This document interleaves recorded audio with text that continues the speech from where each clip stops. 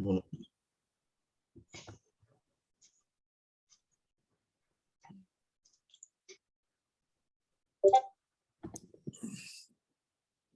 Tout le monde voit? Ouais, ouais. Il n'y a, pas, Ouais, non, on voit bien. il y a pas le partage d'écran, là. Ah, il n'y a pas le partage d'écran. Donc, la manœuvre n'était pas bonne. Pourtant, je t'ai donné les commandes. Hein.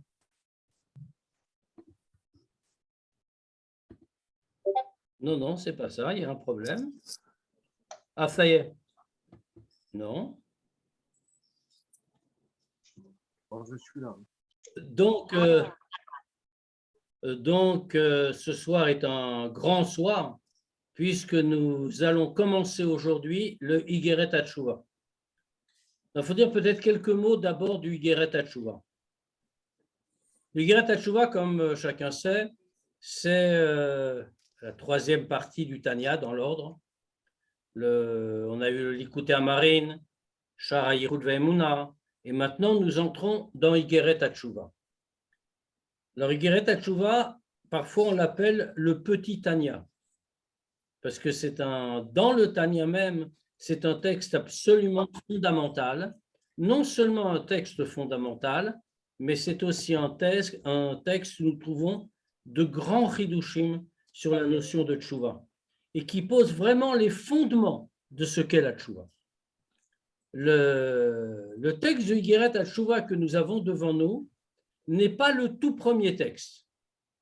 Quand le Admor HaZaken a fait imprimer le Tanya pour la première fois, et comme on sait, c'était l'édition, la première édition du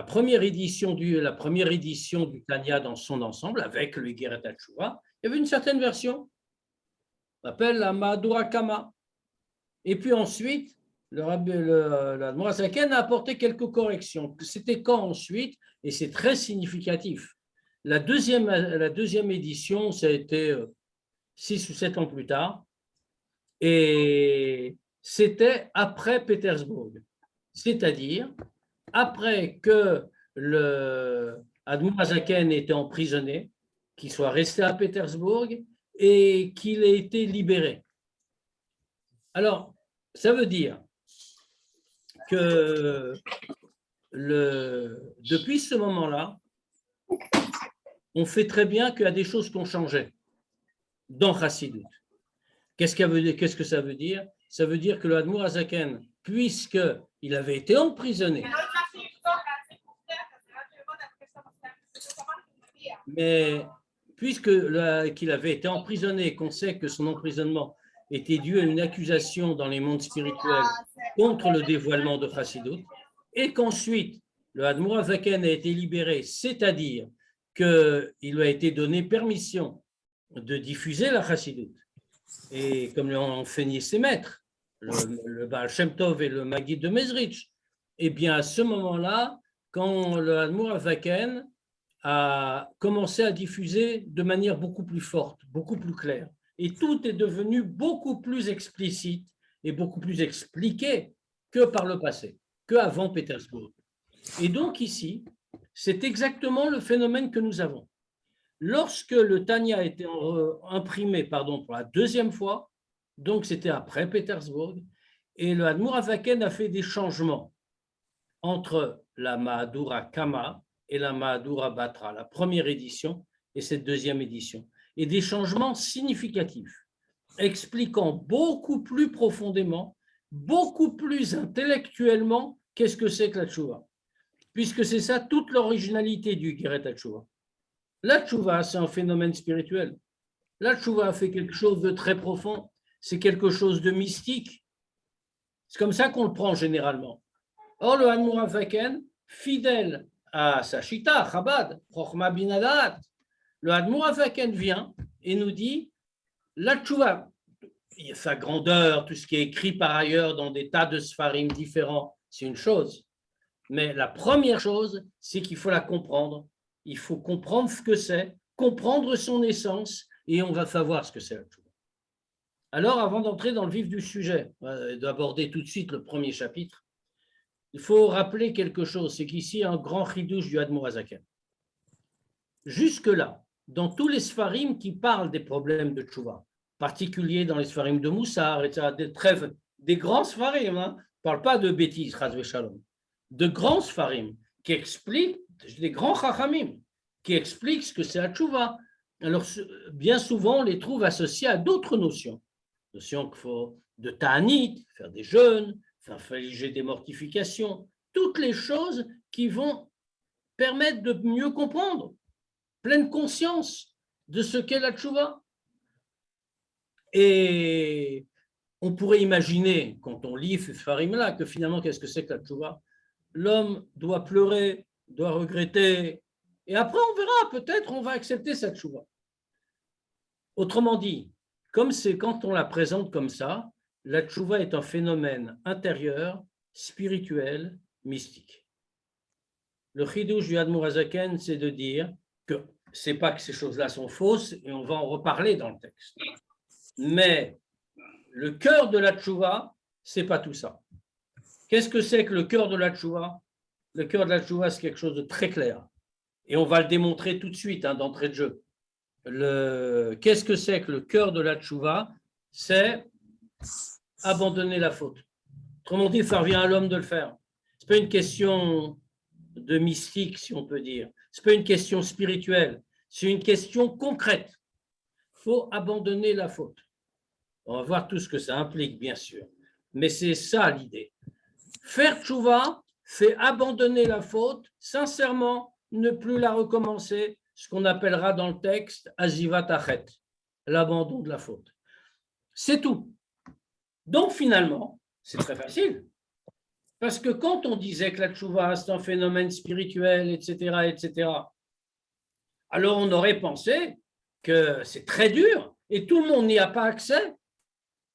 Maintenant, l'Admour HaZaken est en train de dire un grand chidouche. La tchouva, tout le monde y a accès, puisqu'il s'agit d'un acte simple, abandonner la faute. Ah, maintenant, oui, il faudra racheter, il faudra faire ci. Ça. On va développer, bien sûr. Mais la première idée de la tchouva, c'est ça. Et c'est ce qui est. Et comme ça, quand on agit comme ça, alors on est sûr qu'on est accepté et que et finalement, c'est la tchouva elle-même qui apporte son pouvoir. Ce n'est pas que l'homme a fait quelque chose de grand. L'homme a fait quelque chose de petit. Il a abandonné la faute. Facile à faire. Tout le monde peut faire. Il n'y a pas d'exclu. Maintenant, la tchouva elle-même va transformer l'homme. Ah, il restera derrière un autre problème. Qu'est-ce que ce sera l'autre problème? L'autre problème ne sera pas celui de la tchouva. Et c'est ça que notre thèse va longuement développer. Ce sera la kapara. Deux choses différentes. Tchouva, comme son nom l'indique, ça veut dire chauve, revenir à Dieu. J'abandonne la faute. J'arrête de me révolter contre sa volonté. Ça, c'est la tchouva. Kapara, c'est le rachat de la faute, ce qui n'est pas pareil. Ça veut dire, autrement dit, si je le dis d'une autre manière, mais cette introduction va nous permettre de beaucoup mieux comprendre ensuite. La tchouva parle de l'avenir, regarde pas le passé. On n'a pas fait, qu'est-ce qu'on va faire? On n'a pas fait. Mais l'avenir, ça, on fera. Ça s'appelle faire tchouva. J'ai abandonné la faute, je ne la refais plus. Mais attention, c'est sur l'ensemble, hein, parce que ce qui est en cause en vérité dans une avéra, bon, bien sûr, c'est sur telle faute ou telle faute, mais pas seulement. Une faute, c'est une révolte contre Dieu. Merida be'ol malchut shamayim. On a rejeté la soumission à Dieu. Et donc, dans ce cas-là, bien, on va voir ce qu'on doit, c'est ça qu'on remet en place. On se soumet de nouveau à Dieu, on arrête la révolte. Mais c'est pour l'avenir. Mais il y a eu des conséquences. Deux types de conséquences. Alors, je vais le dire par oral et après, on va le voir. Deux types de conséquences. Premier type de conséquence, c'est que quand on a enfreint une mitzvah tassée, une mitzvah positive, comme on dit, une obligation de faire, dans ce cas-là, la conséquence, c'est qu'on n'a pas fait descendre la lumière qu'il fallait dans le monde. Quand on a enfreint une mitzvah tassée, dans ce cas-là, ça veut dire qu'on a rejeté la royauté de Dieu. Et surtout, la conséquence, c'est que le mal s'est attaché à nous. Quand on a commis la faute, le mal s'est collé à nous, intérieurement. Ce qui n'est pas le cas dans le non-accomplissement du mitzvah positive. Pourquoi? Parce qu'une mitzvah positive, on n'a rien fait. Il a manqué quelque chose, mais on n'a rien fait. La mitzvah négative, l'interdiction enfreinte, c'est qu'on a fait un acte négatif et donc on a attiré le mal sur nous, il s'est attaché à nous. On a alors besoin de kapara, non pas de tchouva seulement, mais de kapara, d'un rachat de la faute. D'une certaine manière, la kapara, c'est comme une tfila qu'on adresserait à Dieu pour qu'il enlève les conséquences de nos fautes dans le passé. Ça, c'est toute la différence. Kapara, c'est pour réparer le passé. La tchouva, c'est pour construire l'avenir. Alors, on va regarder dans le texte. On va retrouver bien sûr ces idées, mais ce qu'on a dit, j'espère que ce sera plus clair, plus facile à comprendre. Donc, Perek Aleph. Alors, comme le rabbi, le Admor Zaken l'a fait dans la première partie du Tanya, où il a commencé en citant une braïta de la Gemara, pareil ici. Même façon, parce que c'est la manière intellectuelle de comment on fait les choses. Il faut comprendre d'où on vient, il faut comprendre d'où toutes ces idées viennent. On ne peut pas juste lancer des idées. Donc, on s'appuie sur une braïta ici aussi. Quelle braïta? Donc, Perek Aleph, Tanya Besof Yoma. On a appris à la fin du traité Yuma. Shlosha Chiluke Kapara Hem, Vetshuva Imkol Echad. Il y a 3 sortes de kapara, de rachat à obtenir, et une tchouva qui va avec chacun. Alors lequel? Avar al mitzvat aseh veshav. On va commencer par 2 catégories, la troisième viendra un peu plus tard. La première catégorie, Avar al mitzvat aseh veshav. Il a enfreint une mitzvat aseh. Il avait une obligation de faire quelque chose et il ne l'a pas fait. Veshav, il a fait tchouva. Dans ce cas-là, il ne bouge pas de là jusqu'à ce qu'on lui pardonne. Ça veut dire, en traduction plus claire, on lui pardonne immédiatement. À partir du moment où il a fait tchouva, il est pardonné. Avar al mitzvat lo ta'aseh. Maintenant, la deuxième catégorie. Il a enfreint une interdiction, une mitzvah lo ta'aseh. Veshav, et il fait tchouva ensuite. Tchouva tola, viyom kippurim mechaper. Dans ce cas-là, la tchouva est en suspens et c'est Yom Kippour qui va racheter. Donc, qu'est-ce qu'on voit de là? Que pour une mitzvah tassée, pour une obligation non respectée, la tchouva est tout de suite efficace, alors que pour l'infraction à une interdiction, la tchouva n'est pas tout de suite efficace, c'est Yom Kippour.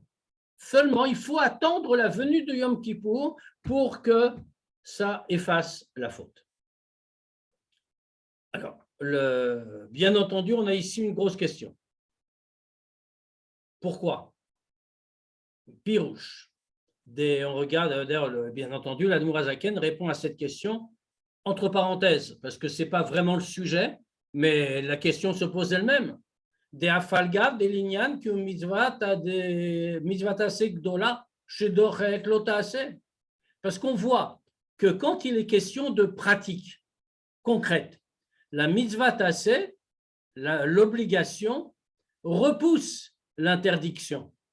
Quand quelqu'un est en position de faire une mitzvah taseh, une mitzvah positive qui est un acte qu'il doit accomplir, mais en même temps, il y a une interdiction qu'il doit respecter. Et s'il va respecter la mitzvah tasseh, il va enfreindre la lo tasseh, il va enfreindre l'interdiction. La décision du Shulchan Aruch, quelle est-elle? C'est qu'il doit la faire. Prenons un exemple très simple. Quand un enfant naît, un petit garçon naît, et sa brit mila tombe le 8e jour, et qu'on la lui fait le 8e jour, il y a une mitzvah tasseh de faire une brit mila le 8e jour. C'est une obligation. Maintenant, imaginons que ce 8e jour tombe en Shabbat. On sait très bien, d'abord, il n'a pas le droit de repousser la Brit Mila, c'est le 8e jour. Mefaton Shabbat. Or, il est bien évident qu'au moment de la Brit Mila, on va faire des tas de choses interdites. Ce qui est nécessaire à la Brit Mila, on va couper, on va mettre un pansement, on va faire des tas de choses qui sont interdites pour les besoins de la Brit Mila, qui sont interdites le Shabbat.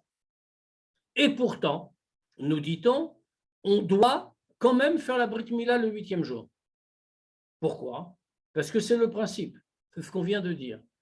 L'accomplissement d'un commandement positif repousse l'application, le respect de l'interdiction. Donc ici, l'interdiction de Shabbat, pas dans tout, hein, évidemment. Ça ne veut pas dire qu'on a le droit de ne pas respecter Shabbat ce jour-là.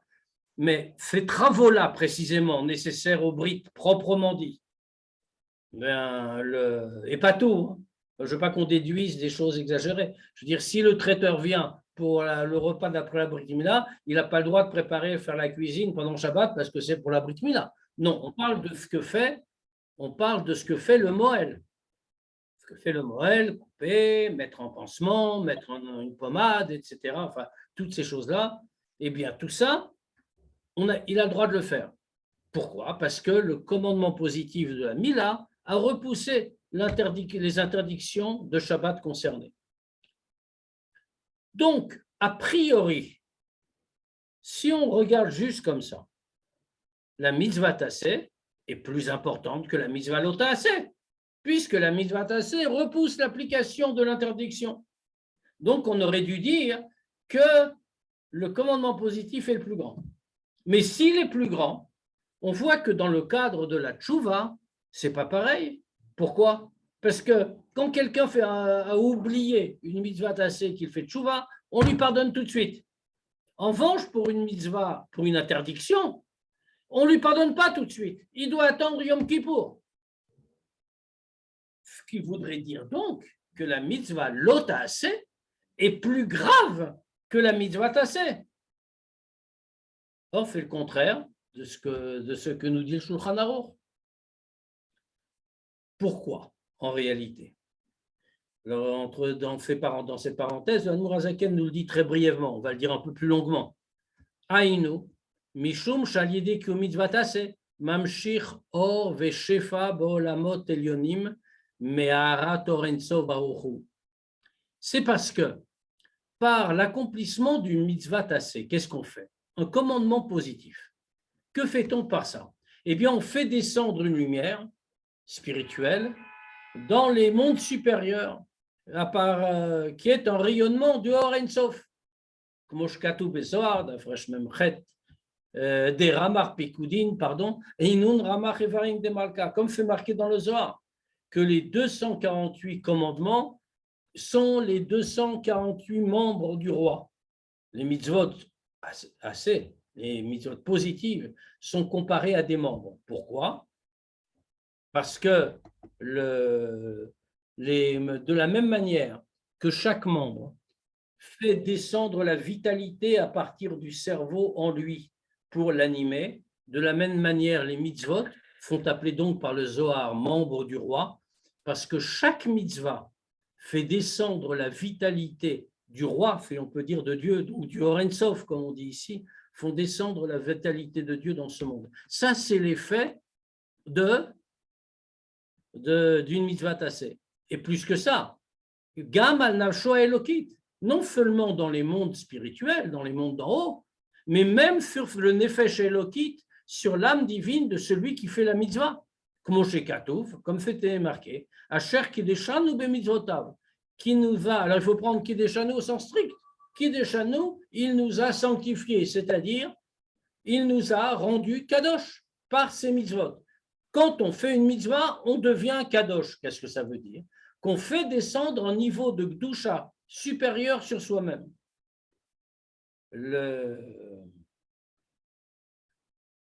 Donc ici, qu'est-ce qui s'est passé? Aval l'inyan tshuva. Mais en ce qui concerne la tshuva, Al shemo chalinlo haonesh, al shemarad malchuto yitbarech, velo asa ma'amar hamelech. La mitzvah, le non-accomplissement d'un commandement entraîne des conséquences. Pour la tchouva, on lui dit oui, mochalinlo, on lui pardonne la punition, mais laquelle? il n'a pas fait. Donc, en fait, quand il n'a pas accompli un commandement positif, il n'a fait aucun acte dommageable. Il n'a fait aucun acte du tout. Il n'a pas fait, c'est ce qu'on lui reproche. C'est-à-dire que son abstention, c'est sur ça que chez Marad de Malchuto Yidbarer.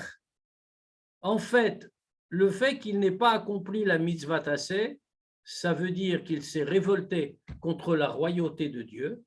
Velo asa mamar ameler.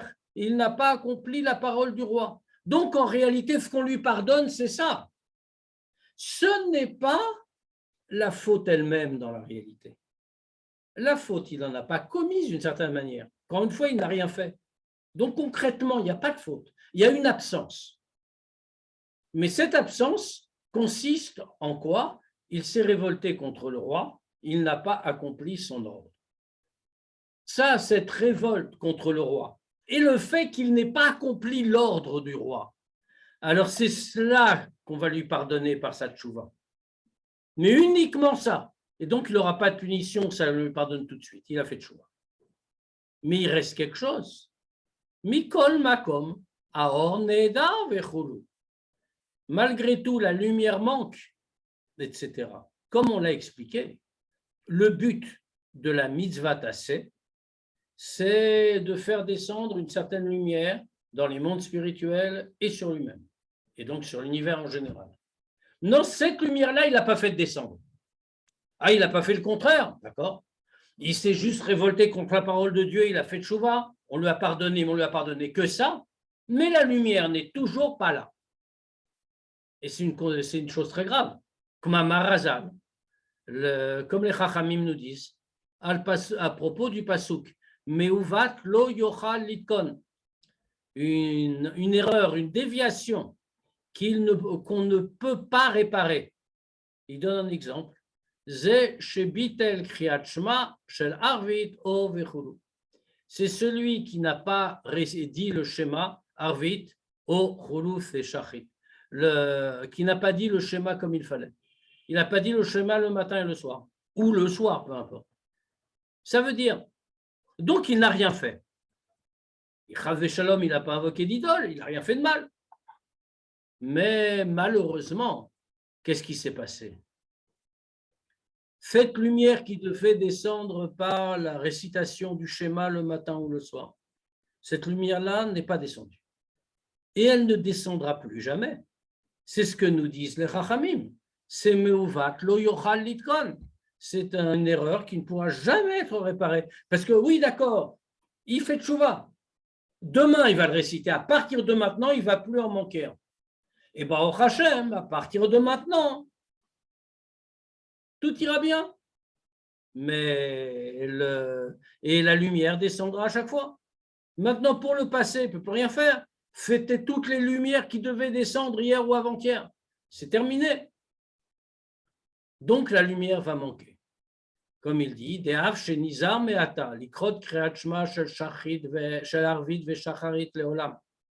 même si à partir de maintenant, il va faire attention à dire le schéma tout le temps, chaque soir, chaque matin, pour toujours.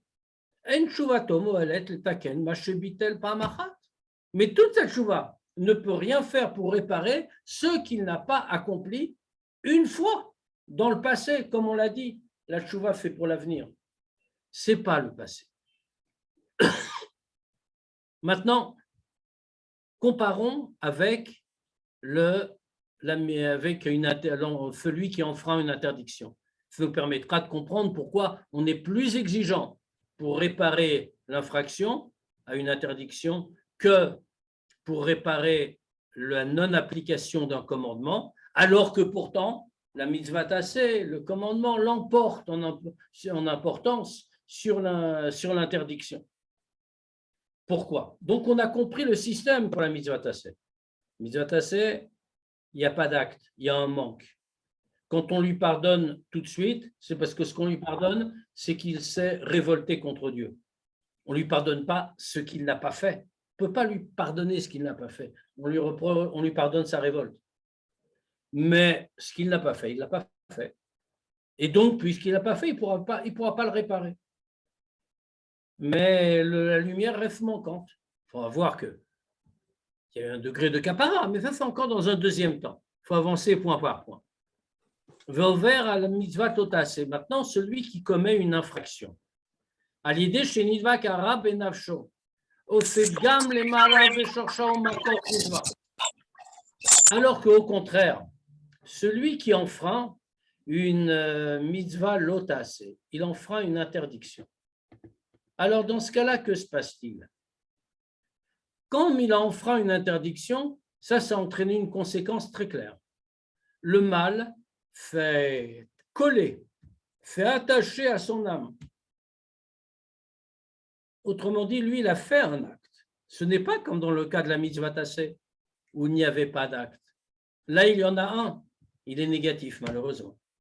Et donc, le mal s'est attaché à son âme. Le mal s'est attaché à son âme. Et quand le mal fait attacher à son âme, ça a des conséquences.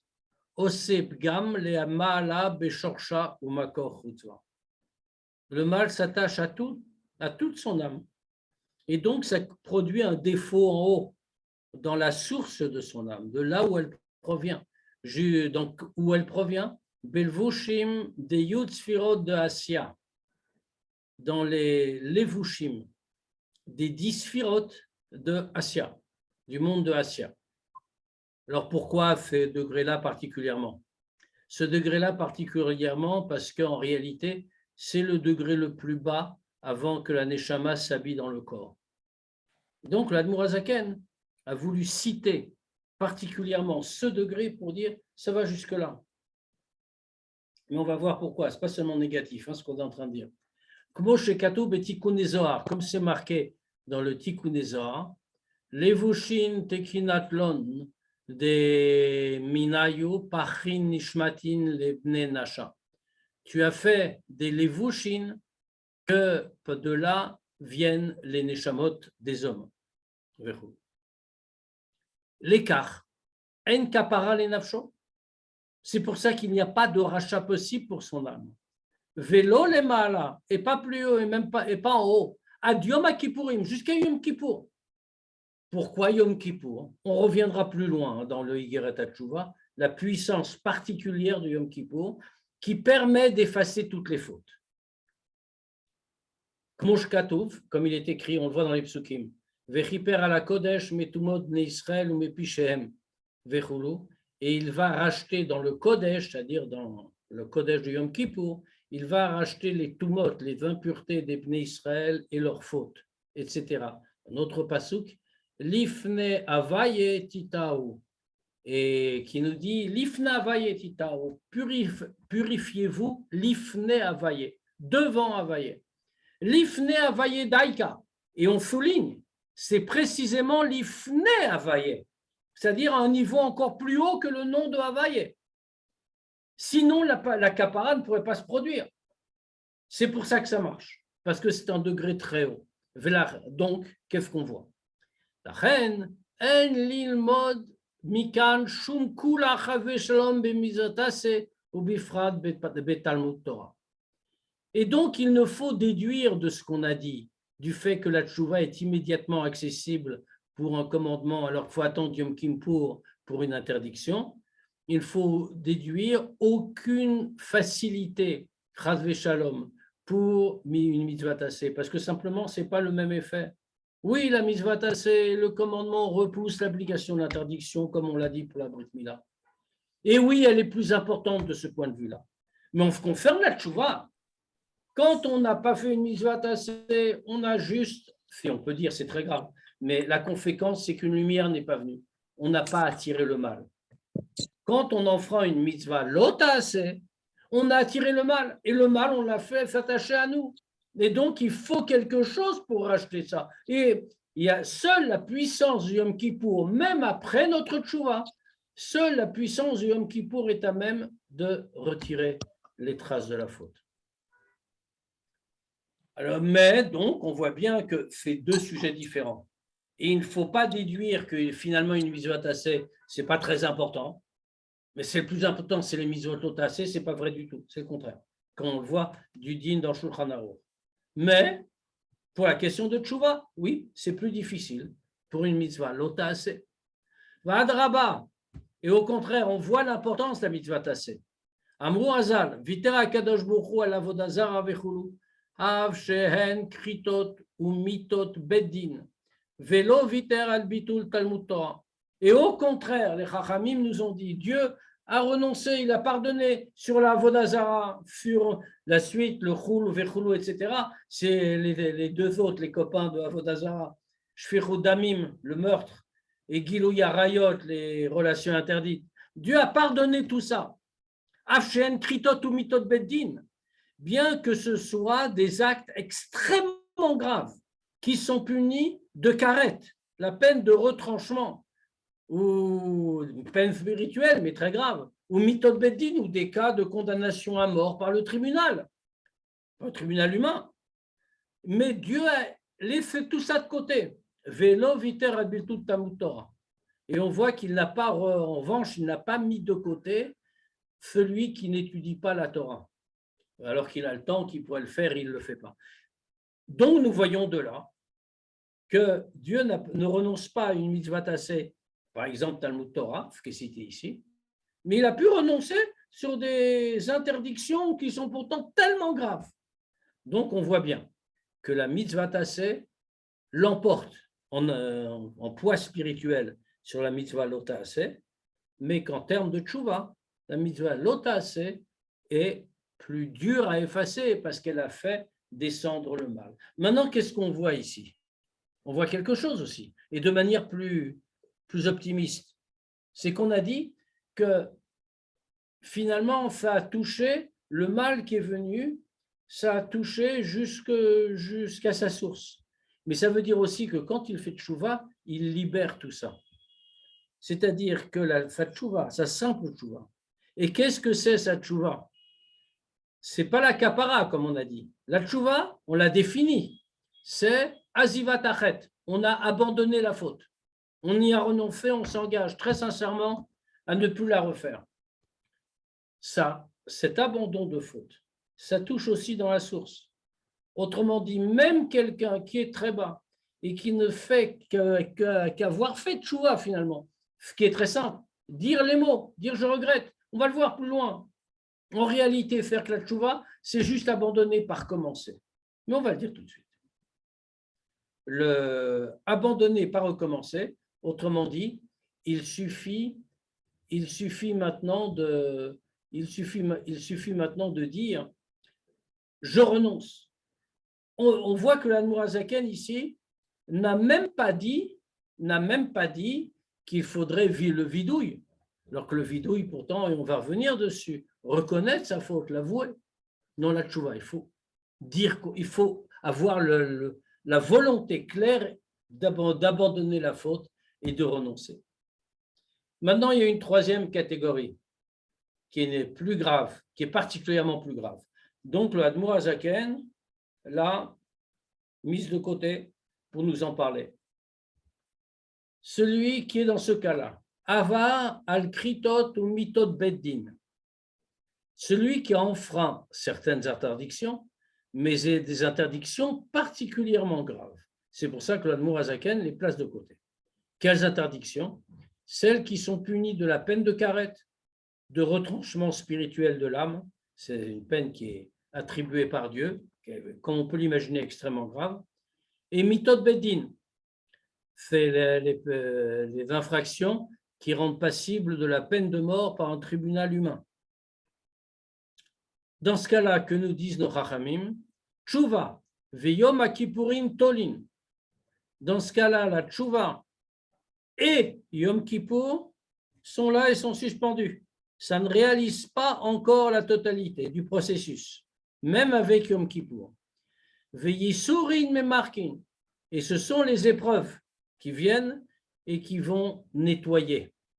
Pirouche, qu'est-ce que ça veut dire? Gomrim akapara, qui vont terminer le rachat, la kapara. Comme on voit que le mot memarkin, qu'est-ce que ça veut dire? Nous dit l'Admour HaZaken.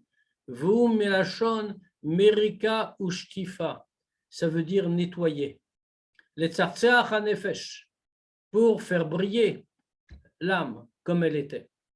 Ki kapara ilashon kinoar shemekaneach lichluch achet. Parce que l'idée même de kapara, c'est ça. Le kapara, ça veut dire le nettoyage. Qu'il est en train de nettoyer lichluch achet, la saleté de la faute. Un petit peu l'exemple classique qu'on donne. Un petit peu comme si le roi avait demandé à un serviteur de lui préparer une demeure. Et puis le serviteur vous prépare la demeure. Maintenant, la demeure qu'il prépare est très sale. Et le moment où le roi doit s'y installer arrive, et il voudrait mettre des beaux meubles, des belles choses, qui sont le caveau du roi. Mais il sait très bien que le roi ne sera pas heureux dans une demeure pareille. Même si cette demeure-là est très bien décorée, très élégante et très noble pour le roi, mais si elle est sale, le roi ne sera pas content.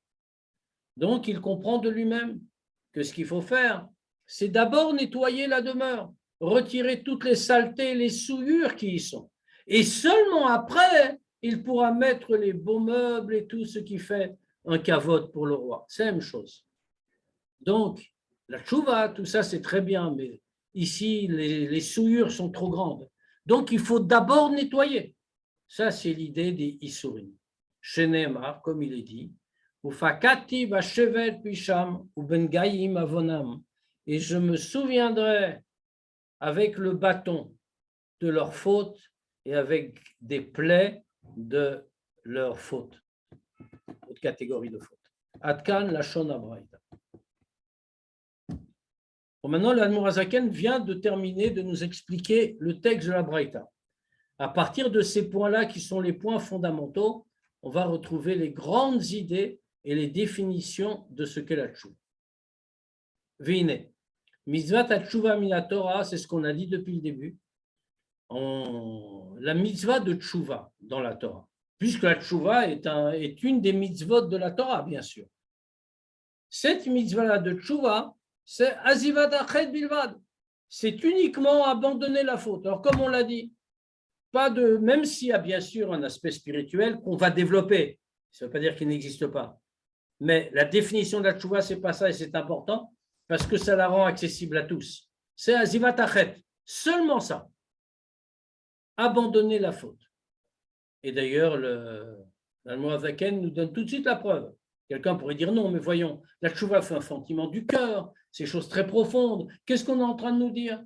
Peut-être cet homme-là, cet homme-là n'a aucun sentiment dans le cœur. Il n'a pas du tout envie de revenir à Dieu. Maintenant, il abandonne la faute. Il a fait tchouva? La réponse de l'Admor Hazaken, c'est oui. Il a fait tchouva. La seule définition de tchouva, c'est azivat achet, abandonner la faute. Kedaïta Bigmara près Gimel de Sanhedrin, et on le voyait une preuve dans la Gemara, dans le 3e chapitre de Sanhedrin, ou Choshen Mishpat, et donc aussi dans le Shulchan Aruch, sauf Siman Lamed Dalet, à la fin du Siman Lamed Dalet, l'Inyan Edut, à propos de Edut. De quoi s'agit-il? Là-bas, dans la Gemara Sanhedrin, comme dans le Shulchan Aruch, le Shulchan Aruch fait la conclusion de ce qui est dit dans la Gemara, à propos de Edut, le sujet du témoignage. On a un problème avec les témoins. On sait très bien qu'un témoin qui est un rachat, son témoignage n'est pas valable. Comment pourrait-on accepter son témoignage?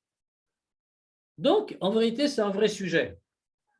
Alors aujourd'hui, même aujourd'hui, par exemple, quand on parle du témoignage, on a recours à des témoins. Par exemple, pour une ktouva, pour faire une ktouva dans un mariage, on a besoin d'avoir 2 personnes qui vont signer 2 témoins. Sinon, s'il n'y a pas les 2 témoins, c'est aussi dans la Torah, l'acte n'est pas valable. Maintenant, les témoins doivent eux-mêmes être valables. C'est pour ça qu'on fait notamment attention dans une ktouva, par exemple, mais c'est vrai partout, hein, ce n'est pas que pour la ktouva. Les témoins doivent être Shomrei Shabbat. Ils doivent respecter Shabbat, parce que s'ils ne respectent pas Shabbat, ils sont appelés témoins pas cachers. C'est comme si c'était des Shaim, si on peut dire. Alors aujourd'hui, bien sûr, à notre époque, c'est un peu plus compliqué, mais de dire de quelqu'un parce qu'il n'est pas Shomer Shabbat, mais malgré tout, le dîner est comme ça. Donc, il ne faut pas que ce soit un rachat. Maintenant, la Gemara là-bas développe beaucoup. Et donc, le Shulchan Aruch en tire les conséquences. Celui qui va signer, qui va être le témoin, s'il a un remords dans son cœur, sans rien dire, qu'il décide d'abandonner la faute, sincèrement, celui-là est appelé qu'il n'est plus un rachat, il devient un témoin cachère. Donc, qu'est-ce qu'on voit? Et d'ailleurs, il y a un mot du Rabbi là-dessus, de manière très concrète, hein, c'est que quand quelqu'un va être témoin dans une ketouva, on lui recommande d'avoir un réveil de tchouva dans le cœur, de prendre sur lui, de penser un instant à ses fautes, de prendre sur lui de ne plus le refaire. Même si peut-être qu'il ne va pas tenir ses engagements, normalement, l'engagement doit être sincère, complet, on va le tenir. Mais c'est une suggestion qui a été faite par le rabbi, et des rabbinim le disent parfois, qu'il y a un hiro tchouva, un réveil de tchouva dans le cœur, de telle manière qu'il sorte de la catégorie de rachat avant de signer, comme ça il est un témoin cachère. Qu'est-ce que ça veut dire? Le Mourazaken vient de nous apporter un cas dans le Din, dans la Gemara et dans le Shulchan Aruch, où la tchouva, c'est seulement l'abandon de la faute, rien d'autre. Celui qui a un hiro tchouva dans le cœur, il n'a rien dit, il n'a rien fait. Juste, il a décidé. Et avec ça, il a fait tchouva, il est sorti de la catégorie de rachat. Dehaïnou, il nous le dit clairement.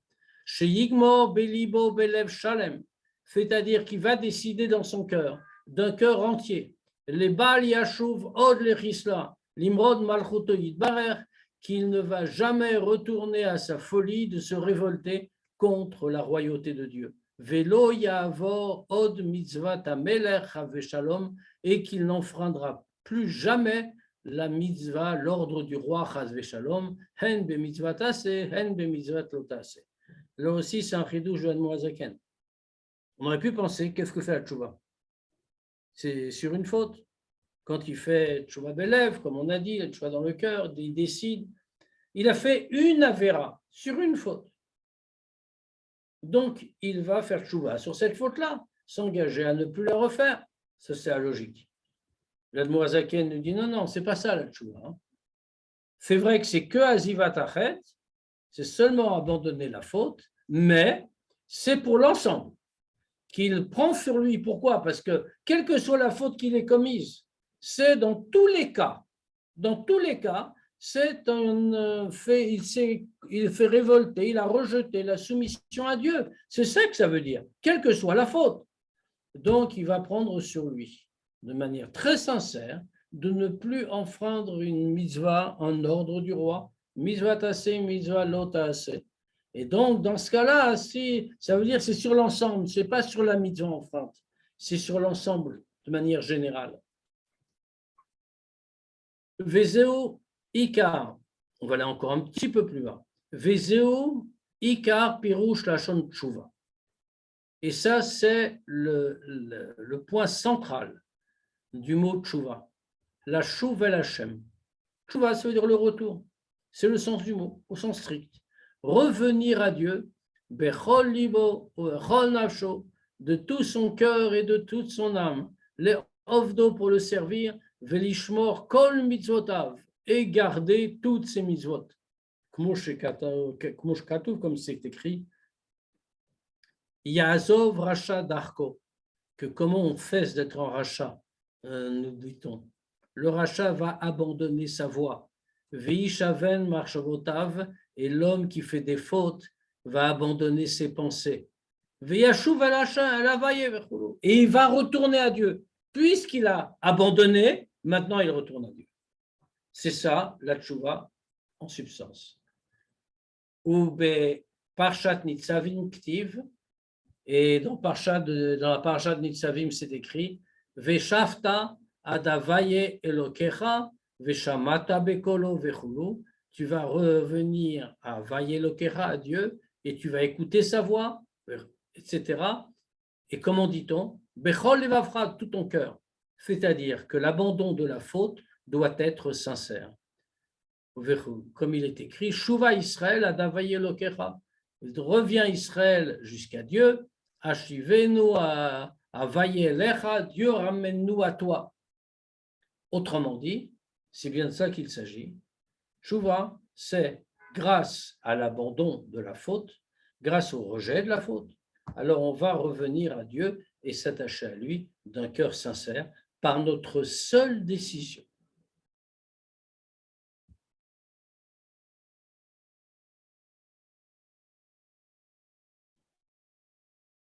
Je crois qu'on va s'arrêter là pour ce soir, parce qu'après, il y a un nouveau développement. Ça vaudra le coup de reprendre la semaine prochaine. Bien sûr, on peut poser des questions. On peut poser des questions. Alors, c'est possible ou pas? Quelqu'un Oui, qui ne fait pas Shabbat. Oui. Ça veut dire quoi? Tachlit. Il ne le fait pas, donc c'est positif de faire Shabbat. Oui, et alors? Est-ce qu'il faut voir la transgression ou est-ce qu'il faut voir, comme tu disais, le manque de lumière qu'il a porté? C'est marrant parce que par Ashgacha du ciel, j'ai rencontré aujourd'hui quelqu'un qui m'a dit qu'il ne fait plus Shabbat, qu'il le faisait et pour X, Y raison, il a lâché. Donc évidemment, je l'ai encouragé. Mais ça veut dire Tachlit. En réalité, comment tu analyserais qu'on se voit tous, qu'on se voit tous comme il faut. Voilà, non, attendez, affichage. J'essaye de trouver le bon. Voilà, ça y est, j'y suis arrivé. En réalité, le Shabbat, c'est un ensemble d'interdictions. Il y a aussi des commandements dedans, mais il y a surtout un ensemble d'interdictions. Quand quelqu'un a fait des interdictions, comme on l'a dit, ça a toutes les conséquences qu'on a dites. Maintenant, il y a dedans quelques commandements positifs aussi. Par exemple, il y a un commandement de faire le kiddush le vendredi soir. Un commandement positif, il faut proclamer le Shabbat à son entrée. Ça, c'est un commandement positif. Donc, ça rentre dans les différentes catégories. Mais il n'y a pas en vérité, il n'y a pas un commandement du Shabbat. Il y a une multitude de commandements du Shabbat. Il y a des commandements et il y a des interdictions. En vérité, ce qu'il faut lui dire, c'est OK, tu ne vas pas respecter Shabbat, respecte au moins ça, du Shabbat. S'il n'est pas capable de respecter le Shabbat directement, bien sûr, l'idéal, c'est de respecter Shabbat. Il n'y a pas de permission de ne pas le respecter. Mais il faut lui dire qu'il peut respecter une partie du Shabbat. Par exemple, il ne respecte pas le Shabbat, mais il fait Kiddush. C'est quelque chose. Par exemple encore, il va s'interdire, je ne sais pas s'il le fait, il s'interdit d'écrire le Shabbat. C'est quelque chose. Chaque fois qu'il peut retirer une avéra, il rajoute du positif dans sa vie. Comme on avait déjà raconté l'histoire. Enfin, nous, on voit tout en termes très globaux, mais c'est beaucoup plus que ça. J'avais déjà raconté cette histoire qu'il y a eu que quand le rabbi précédent s'est installé en Amérique, il a envoyé un vieux chassid faire la tournée des Juifs qui étaient dans des petits villages complètement écartés, complètement éloignés de tous, et qui s'étaient complètement assimilés en réalité, qui n'avaient plus aucun rapport. L'Amérique de l'époque, ce n'est pas l'Amérique d'aujourd'hui. Et il a envoyé un vieux chassid pour aller voir ces Juifs et les rattacher au judaïsme en vérité. Et là-bas, à Kronheitz, il y avait quelqu'un, il y a beaucoup de Juifs en ce temps-là. Ce n'est pas un quartier Lubavitch, c'est un quartier très juif. Il y a un juif qui a entendu parler de ça, juif religieux. Il a été voir le rabbi précédent. Il a dit, je ne comprends pas pourquoi vous faites ça. Il a dit, vous avez certainement chez vous des bachorim qui ne sont pas très sérieux, comme il y a partout, qui tournent un petit peu. Envoyez-le, eux, faire ça.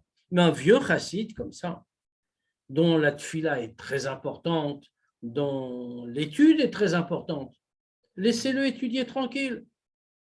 Et le rabbi précédent lui a répondu, si ce chassid, va faire en sorte qu'il y a un juif qui va mettre une cuillère de nourriture taref en moins dans la bouche, parce qu'il lui a dit, ça valait mieux que toute l'étude et toute la tfila qu'il aurait pu faire s'il était resté ici.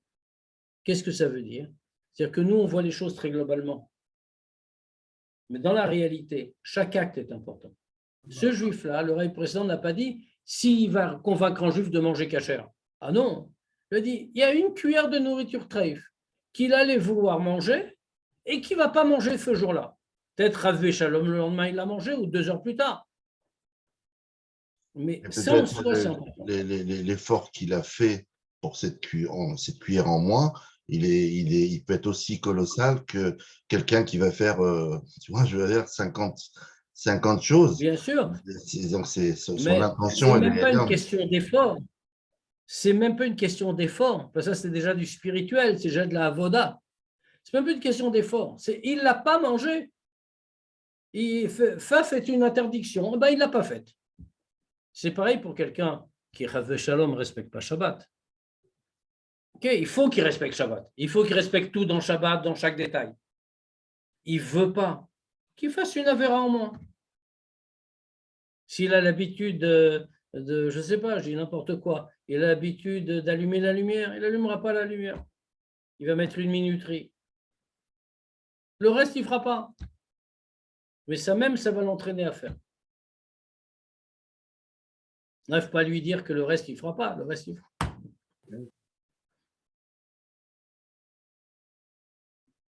S'il n'y a pas d'autres questions, on se revoit jeudi soir. Ouais, moi, j'ai une question, c'est Oui. vas-y, la capara, ça dit un tchouva. Alors celui qui fait une interdiction, il a quand même fait tchouva. S'il fait tchouva, s'il dit j'abandonne la faute, il a quand même fait tchouva. Oui, mais il n'a pas eu la capara. Il n'a pas eu la capara, c'est que qui pour qu'il aura la capara alors. La capara, ça veut dire effacer le passé. La tchouva, c'est pour l'avenir. Je prends une décision pour l'avenir, ça ne se reproduira plus. La capara, c'est j'efface les conséquences du passé. Donc ça veut dire qu'il a fait tchouva, du coup, sa tchouva est acceptée. Il a fait tchouva et sa tchouva est acceptée, mais les conséquences de la faute, puisque c'était une interdiction qu'il a enfreinte, les conséquences de la faute sont toujours présentes. Et c'est ça qu'il a besoin d'effacer. Alors pour les effacer, il faut faire tchouva ilah. On en reparlera. Oui, Ok, Bezrat Hashem. Il y a un mot du rabbi. Il y a un mot du rabbi que quand, sur cette question de tchouva ilah, qui est un très haut niveau, il ne faut pas raconter d'histoire, c'est un très haut niveau, et on va le définir de toute façon. Mais quand quelqu'un entreprend la tchouva, à l'intérieur de son premier pas de tchouva, brille déjà la possibilité de tchouva ilah. Et en soi, ça aide pour tchouva ilah. Donc tout le monde, il y a un espoir pour tout le monde. On peut tous y arriver. Excusez-moi, je ne suis pas sûre d'avoir bien compris. Quand on transgresse donc, une mitzvah lotacée, ok, la tchouva c'est pour le futur, mais vous avez dit que son âme, enfin, il peut faire tchouva, il peut réparer le passé, pas par la tchouva ilah, mais c'est pour avec Yom Kippour en fait qu'il va faire tchouva, qu'on va effacer. On a distingué deux choses. On a distingué les commandements et les interdictions. Pour les commandements, Yom Kippour effacera. Pour les interdictions, il faut quelque chose de plus. Mais le texte va le définir plus. D'accord. Voilà, c'est ça. Il y a une confusion. Parce que c'est plus compliqué. Il y a du mal qui s'est attaché à l'âme. Il faut effacer ce mal. Voilà, c'est le mal qui est attaché. Ok. Très bien. Merci. Bien, donc à jeudi pour une sira du Rabbi, Bezrat Hashem. Jeudi, bon voyage. Merci. Des bonnes nouvelles. À bientôt à tous. Au plaisir. Merci beaucoup. À bientôt. À bientôt. Au plaisir, Kaïm.